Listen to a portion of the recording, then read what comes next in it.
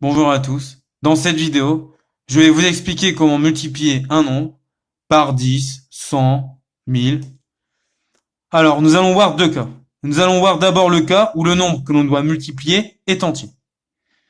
Et nous allons voir ensuite le cas où le nombre que l'on doit multiplier n'est pas entier. Bien, commençons par le premier exemple. 25 fois 10. Alors, ici, on doit multiplier 25 par 10.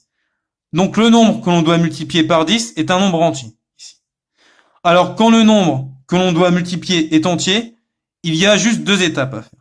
La première étape est de recopier le nombre à multiplier.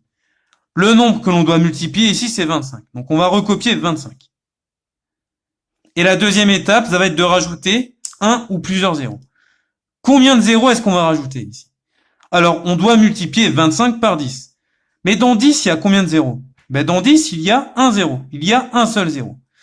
Et vu que dans 10, il y a un seul zéro, ça signifie qu'on va rajouter un zéro. On va rajouter un seul zéro ici. Et 25 fois 10, ça fait 250. Voilà. Donc, le nombre de zéros qu'on voit ici, en fait, indique le nombre de zéros à rajouter. Bien. Donc, quand le nombre que l'on doit multiplier par 10, 100 ou 1000 est un nombre entier, il y a deux étapes. La première étape, c'est de recopier le nombre que l'on doit multiplier. Et la deuxième étape, c'est de rajouter un ou plusieurs zéros. Voilà. Passons au deuxième exemple. 9 multiplié par 1000. Alors, le nombre que l'on doit multiplier par 1000 est un nombre entier. Donc ici, ça va être assez simple. Ça va être pareil. Donc la première étape, ça va être de recopier le nombre que l'on doit multiplier par 1000. Donc 9. Donc on va recopier 9 ici. Ce nombre-là, je le recopie. Voilà, tout simplement. Et maintenant, la deuxième étape, ça va être de rajouter un ou plusieurs zéros. Combien de zéros est-ce qu'on va rajouter? Eh bien, vu que dans 1000, il y a 3 zéros, ça signifie qu'on va rajouter 3 zéros ici. Et 9 multiplié par 1000, ça fait donc 9000. Voilà pour le deuxième exemple. Passons au troisième exemple. 3,27 multiplié par 100. Alors là, le nombre que l'on doit multiplier par 100 n'est plus un nombre entier. C'est un nombre décimal non entier. Alors, ça va être un petit peu plus compliqué, il va y avoir une étape en plus à faire. Mais pas de panique, on va bien s'en sortir. Donc, 3,27 fois 100. Ok. Donc, la première chose qu'on va faire, ça va être comme tout à l'heure. Ça va être de recopier le nombre que l'on doit multiplier. Le nombre que l'on doit multiplier par 100, c'est 3,27. Donc, on va recopier 3,27. Voilà. Voilà pour la première étape. La deuxième étape, ça va être à peu près la même chose que tout à l'heure. Vu qu'on doit multiplier par 100, on va rajouter du coup 2 zéros. Vu que dans 100, il y a 2 zéros, on va rajouter 2 zéros. Et maintenant, il va y avoir une troisième étape. Pourquoi? Regardez bien ici. Je dois multiplier par 100. Donc logiquement, si je multiplie par 100, le résultat que je dois obtenir à la fin doit être 100 fois plus grand. Sauf que 3,2700.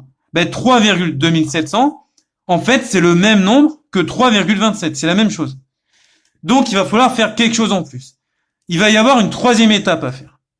Et cette troisième étape à faire, ça va être quoi? Ça va être de décaler la virgule. De combien de crans est-ce qu'on va la décaler vers la droite? Puisqu'il y a 2 zéros dans 100, en fait, notre virgule, on va la décaler de 2 crans vers la droite. Donc, on va la décaler de 2 crans. Donc, c'est parti. D'accord? J'ai 2 zéros, donc je déplace ma virgule de 2 crans vers la droite. Donc, c'est parti. Donc, 1, 2. Et donc, ma virgule va atterrir ici. Et le résultat final de 3,27 fois 100, c'est 327,00. C'est-à-dire 327. Bien. Donc, quand le nombre que l'on doit multiplier n'est pas entier, il y a trois choses à faire. La première chose, c'est de recopier le nombre que l'on doit multiplier. La deuxième chose, c'est de rajouter un ou plusieurs zéros. Et enfin, la troisième chose, c'est de déplacer la virgule vers la droite. Ok? C'est de décaler la virgule vers la droite. Bien. Allez, avant-dernier exemple. 7,8 fois 1000. Donc ici, on doit multiplier 7,8 par 1000. Donc le nombre que l'on doit multiplier n'est pas entier. Donc il va y avoir trois choses à faire. Donc la première chose à faire, la première étape, je vous rappelle, c'est de recopier le nombre que l'on doit multiplier. C'est-à-dire 7,8. La deuxième étape, je vous rappelle, c'est de rajouter un ou plusieurs zéros. Combien de zéros est-ce qu'on va rajouter? Ben, dans 1000, il y a combien de zéros? Il y a 3 zéros. Et vu que dans 1000, il y a 3 zéros, on va rajouter 3 zéros ici. Et enfin, troisième chose à faire, ça va être de décaler la virgule vers la droite.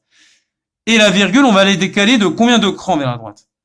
Eh bien, vu qu'il y a 3 zéros, la virgule, on va la décaler de 3 crans vers la droite. Donc, c'est parti. Donc, 1, 2 et 3. Donc, le résultat final, c'est 7800,0. Autrement dit, 7800. Et enfin, dernier exemple, 0,5 fois 100. Donc là, pareil, le nombre que l'on doit multiplier n'est pas entier, donc il va y avoir 3 étapes à faire. Donc la première étape, comme tout à l'heure, comme d'habitude, c'est de recopier le nombre que l'on doit multiplier par 100, c'est-à-dire 0,5. La deuxième étape, c'est de rajouter un ou plusieurs zéros. Ben, vu qu'il y a 2 zéros dans 100, on va rajouter 2 zéros. Et enfin, la troisième étape, c'est de décaler la virgule. Et la virgule, vu que dans 100, il y a 2 zéros, la virgule, on va la décaler de 2 crans vers la droite. Donc c'est parti. 1, 2. Donc notre virgule, elle va arriver ici. Donc le résultat final, c'est 0,50,0, ce qui peut s'écrire 50,0, ce qui peut également s'écrire 50. Donc en gros, 0,5 fois 100, ça fait 50. Voilà pour cette vidéo. J'espère qu'elle vous aura aidé.